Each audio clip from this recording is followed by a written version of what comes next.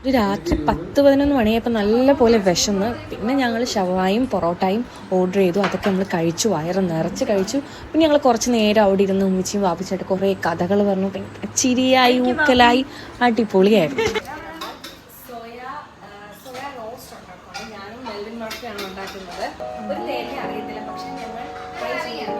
Hard work is the key to success.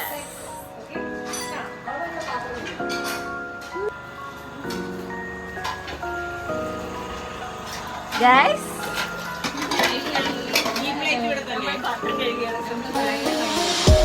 പാത്രം കഴുകും department.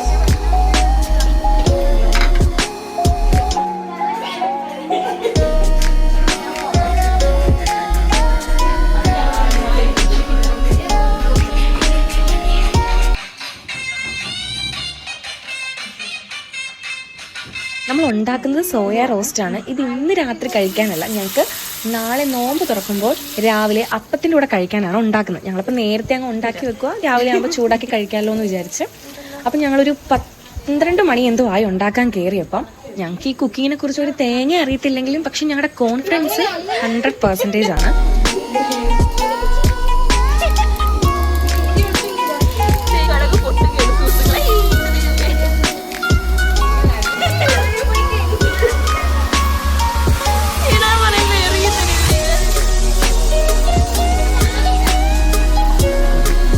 എനിക്കൊരു അബദ്ധം പറ്റി.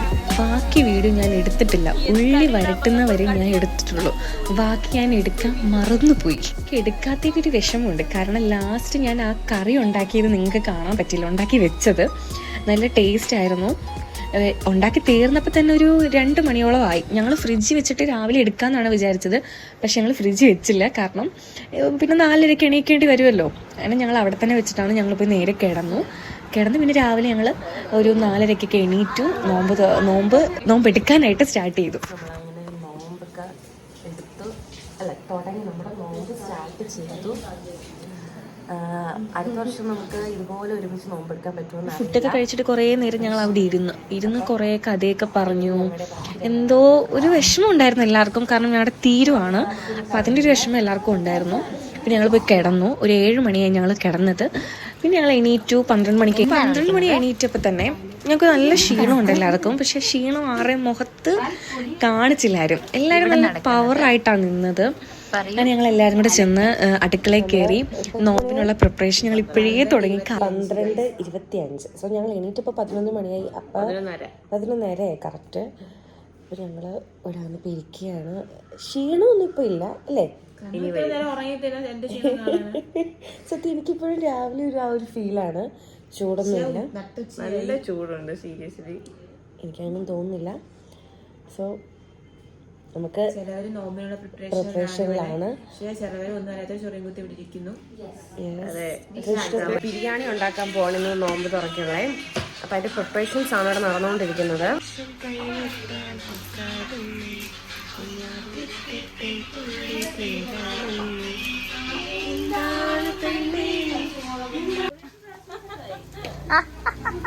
അവിടുത്തെ പ്രിപ്പറേഷനൊക്കെ നടന്നുകൊണ്ടിരിക്കുമ്പോൾ നമ്മുടെ കുറച്ച് യൂണിഫോം ഉണ്ടായിരുന്നു. അതെല്ലാം നമ്മൾ കഴുകി വിരിച്ചിടാനായിട്ട് പോവുകയാണ്.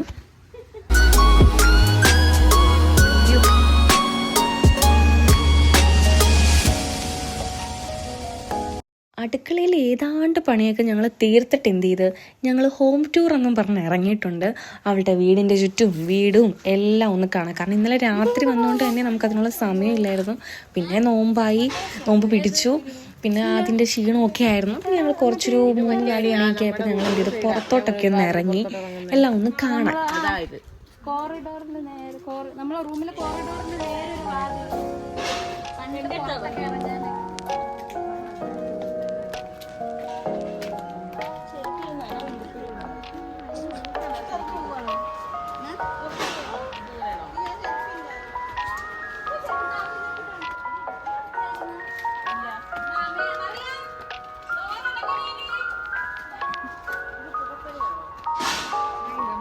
റബ്ബറടി നല്ല രസമുണ്ടായിരുന്നു. വീടിൻ്റെ ചുറ്റുമൊക്കെ കാണാനായിട്ട് റബ്ബറും തോട്ടവും മാങ്ങയും ചക്കയും എന്തൊക്കെയോ ഉണ്ടായിരുന്നു. പക്ഷെ ഒന്നും ഞങ്ങൾക്ക് കഴിക്കാൻ പറ്റില്ല. കാരണം നോമ്പായിരുന്നു. അങ്ങനെ ഞങ്ങളെല്ലാം കടിച്ചു പിടിച്ചിട്ടൊക്കെയാണ് നിന്നത്. കാരണം ഒരു ത്വരയുണ്ടായിരുന്നു കഴിക്കണമെന്നൊക്കെ. പക്ഷേ ഞങ്ങൾ നല്ല കുട്ടികളായിട്ട് ഒന്നും കഴിച്ചില്ല. പിന്നെ ഞങ്ങൾ അവിടെ എല്ലാം ഒന്ന് കണ്ടു.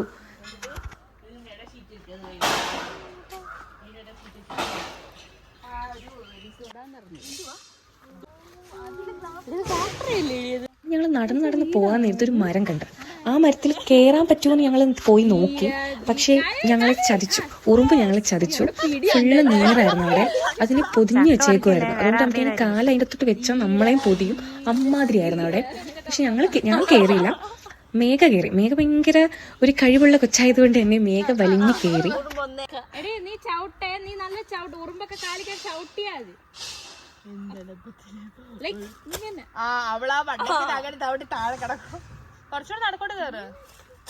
അവിടെ നല്ല നിസറാണ്, നീ ഇറങ്ങ്.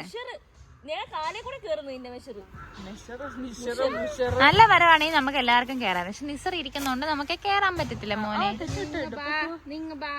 മോനെ ഇറങ്ങി വാ, അമ്മ പറയണ കേക്ക്. കണ്ടന്റ് കിട്ടി.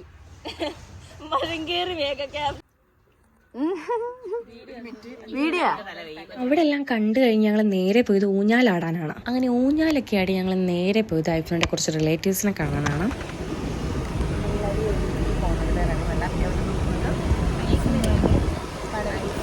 അപ്പാന്റെ വീട്ടിലാണ് പോകുന്നത്. സൗണ്ട് ചിലപ്പോൾ കുറവായിരിക്കും. അവരുടെ വീട്ടിൽ നിന്ന് കുറച്ച് ദൂരമേ ഉള്ളൂ അങ്ങോട്ട് പോകാനായിട്ട്. അങ്ങനെ ഞങ്ങൾ പെട്ടെന്ന് തന്നെ അവിടെ എത്തി. അവിടെ ചെന്നപ്പം എല്ലാവരും ഉണ്ടായിരുന്നു.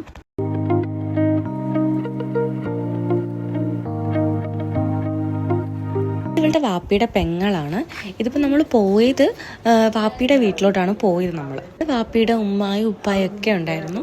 അങ്ങനെ അവരൊക്കെ ആയിട്ട് സംസാരിച്ച് നമ്മൾ നേരെ പോയത് ഐഫിനയുടെ സ്വന്തം വീട്ടിലോട്ടാണ് പോയത്. പക്ഷെ അവിടെ ആരുമില്ല, ഉമ്മയില്ല, വാപ്പയില്ല, അവിടെ ആരുമില്ല. ഒരു വീട് മാത്രമേ ഉള്ളൂ അവിടെ.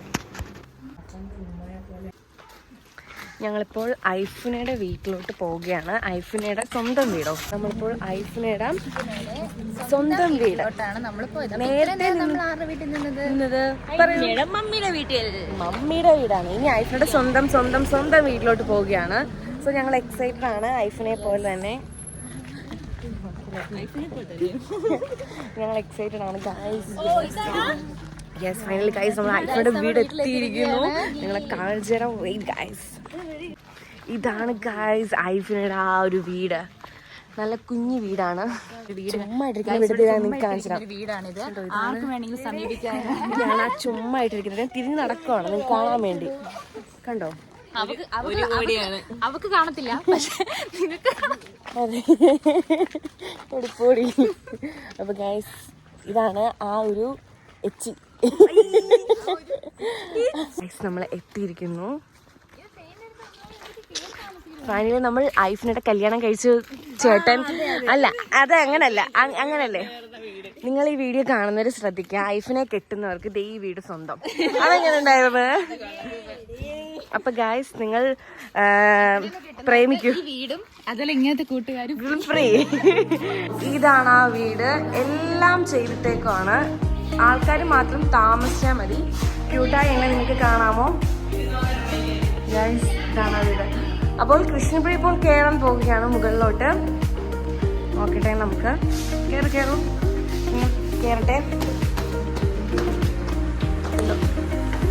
മുകളിലൊക്കെ നല്ല രസമുണ്ട് കാണാൻ, നല്ല ഭംഗിയാണ്, ക്യൂട്ടാണ്. നമ്മൾ മുകളിലോട്ട് നമ്മൾ തുറക്കുകയാണ്.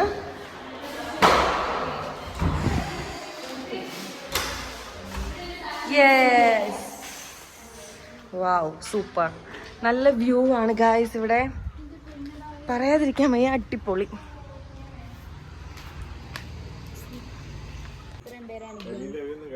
ഞങ്ങളങ്ങനെ വീടൊക്കെ ഇങ്ങനെ ആസ്വദിച്ചുകൊണ്ടിരുന്നപ്പോഴാണ് വാപ്പാപ്പ വന്നത്. അങ്ങനെ വാപ്പാപ്പയായിട്ട് കുറേ നേരം ഞങ്ങൾ സംസാരിച്ചുകൊണ്ടിരുന്നു അവിടെ.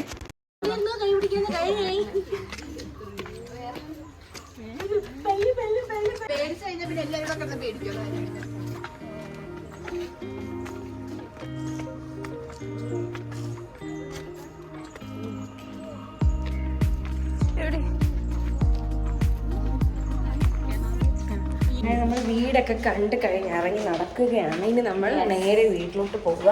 നോമ്പ് പോയി വീട്ടിലോട്ട് പോയിട്ട് നമ്മൾ കട്ട്ലേറ്റ് ഉണ്ടാക്കണം.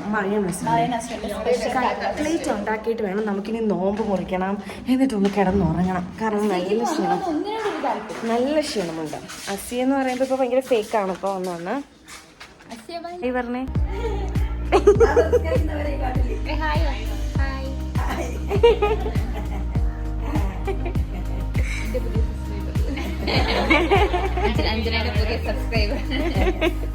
സെർച്ച് ചെയ്ത് എടുക്കൂ.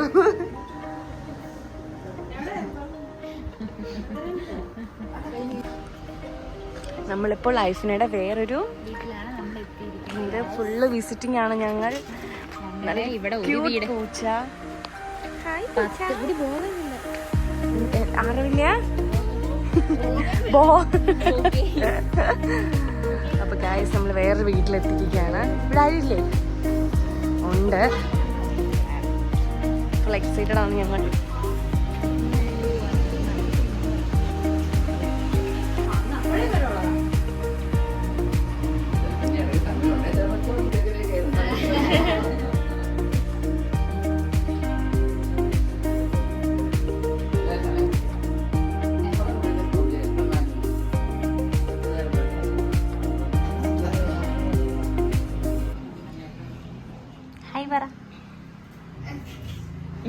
അങ്ങനെ ഐഫിയുടെ മിക്ക റിലേറ്റീവ്സിനെ ഞങ്ങൾ പോയി കണ്ടു, സംസാരിച്ചു. അവർക്കൊക്കെ ആണെങ്കിൽ നല്ല സ്നേഹമായിരുന്നു, നല്ല ആൾക്കാരായിരുന്നു.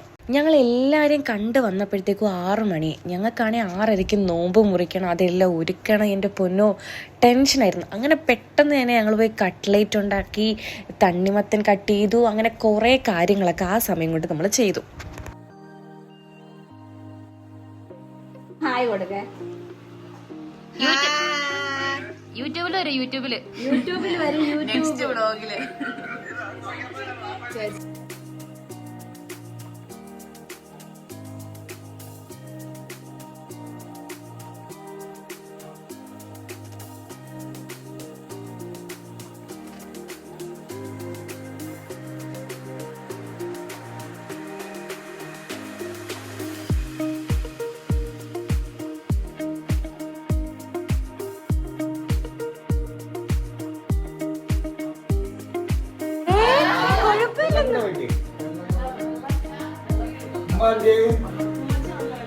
വാപ്പിച്ച വിളിക്കാത്തോണ്ട് വരുന്നില്ല.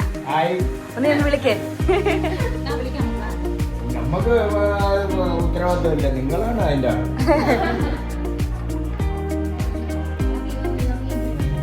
ഉള്ളൂ നോമ്പ് തുറ സ്റ്റാർട്ട് ചെയ്യാനായിട്ട്. സോ ഞങ്ങൾ എക്സൈറ്റഡ് ആണ് കഴിക്കാനായിട്ട്. ഭയങ്കര ടയേർഡാണ്. എങ്ങനെയുണ്ട് ഒരു നോമ്പ് തുറയുടെ എക്സ്പീരിയൻസ് പറയാനായിട്ട്? എക്സ്പീരിയൻസ് ആണ്. ആൻഡ് എക്സൈറ്റഡ് ആണ്. 34 1 മിനിറ്റും കൂടെ ഉള്ളൂ നോമ്പ് തുറക്കാനായിട്ട്. ടയേർഡ് എന്നൊക്കെ പറഞ്ഞാൽ അമ്മാതിരി ടയേർഡാണ്. അതുപോലാണ് എനിക്ക് വാക്കുള്ളവരൊക്കെ കേൾക്കുന്നത്. അതാണ് ഏറ്റവും വലിയ ടാസ്ക്. അതെ. ഒരാള് ഭൂമിയായി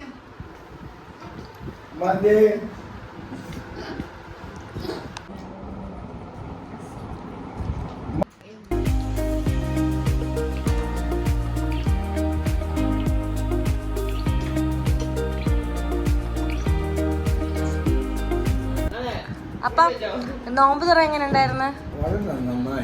നല്ലായിരുന്നോ? ക്ഷീണമുണ്ടോ? ക്ഷീണമില്ല. വയറ് നിറഞ്ഞോ? സന്തോഷായോ?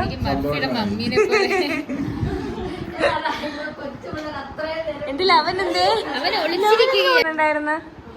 നല്ലായിരുന്നോ? കൊള്ളായിരുന്നു. വയറ് നിറഞ്ഞോ? സന്തോഷായോ? മക്കളെ നോമ്പ് തുറയൊക്കെ നല്ലായിരുന്നോ? എൻജോയ് ചെയ്തോ? വയറ് നിറഞ്ഞു. മേക്കിനി അനങ്ങാൻ വയ്യ.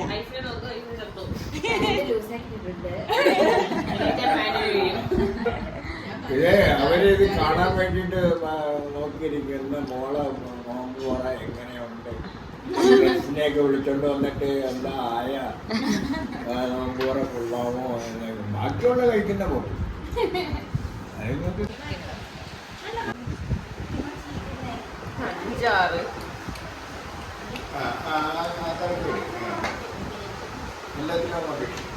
അങ്ങനെ നോമ്പ് തുറ എല്ലാം കഴിഞ്ഞ് ക്ഷീണമൊക്കെ കഴിഞ്ഞ് പിന്നെ ഞങ്ങളൊരു 10-11 മണിയൊക്കെ ആയപ്പോൾ ബിരിയാണി കഴിക്കാൻ പോയി. എൻ്റെ മോനെ അടിപൊളി ബിരിയാണി. അങ്ങനെ ബിരിയാണിയൊക്കെ കഴിച്ച് വയറ് നിറഞ്ഞിരുന്നപ്പോൾ മർഫി കസ്റ്റാർഡുമായിട്ട് വന്നു. അതിന് ഒടുക്കത്തെ ടേസ്റ്റായിരുന്നു. ഫുഡൊക്കെ കഴിച്ച് നമ്മളിപ്പോൾ വയറ് നിറഞ്ഞിരിക്കുവാണ്. അതിന് നമുക്ക് വേറൊരു മധുരമായിട്ടൊരു ഐറ്റമാണ് കസ്റ്റാർഡ്. അത് നമുക്ക് കഴിക്കാം. സാധനം ടേസ്റ്റി ആൻഡ് ഗമ്മിയാണ്. നിങ്ങൾക്ക് കാണുന്നത് നല്ല ക്യൂട്ടായിട്ടാണ് ഇത് വെച്ചേക്കുന്നത്. ഇതുണ്ടാക്കിയത് മെൽവിൻ മർഫിയാണ്. കഴിച്ചേ വാപ്പാ ശരി. അത് നല്ലതാ. മാത്രം വരെ നക്കി കുടിക്കുന്ന മറിയം വെച്ച്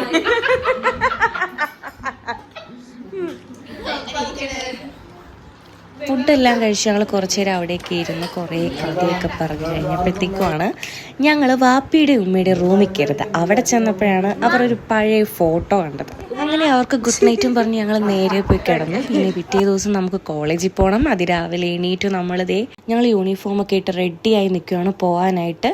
സമയം ഒരു 6 മണി എന്തോ ആയിട്ടുണ്ട്.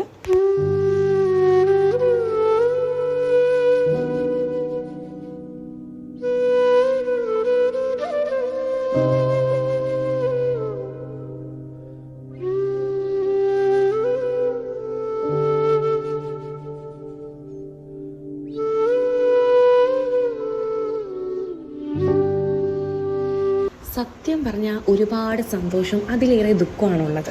ആ 2 ദിവസം ഞങ്ങളെ സ്വന്തം മക്കളെ പോലെയാണ് നോക്കിയത് ഉമ്മായും ഉപ്പായും. ഞങ്ങളുടെ കൂടെ ഡാൻസ് കളിക്കാനും പാചകത്തിനും ഞങ്ങളുടെ കൂടെ ഓരോ കാര്യങ്ങൾക്കും ഞങ്ങളെ പോലെ നിന്നാണ് ഉമ്മായും ഉപ്പായും നിന്നത്. ഒരിക്കലും അവർക്ക് പ്രായം കൂടിയെന്നോ അങ്ങനെ ഒരു ഇതുമില്ലായിരുന്നു. അത്രക്കും എൻ്റർടൈൻമെൻ്റ് ആയിരുന്നു അവർ. ഇന്നും ഇതുപോലെ അവർ സന്തോഷമായിട്ടിരിക്കട്ടെ. മിസ് യു ഉമ്മ ഉപ്പ. അപ്പോൾ നെക്സ്റ്റ് വീഡിയോ കാണുന്നതായിരിക്കും. ബൈ.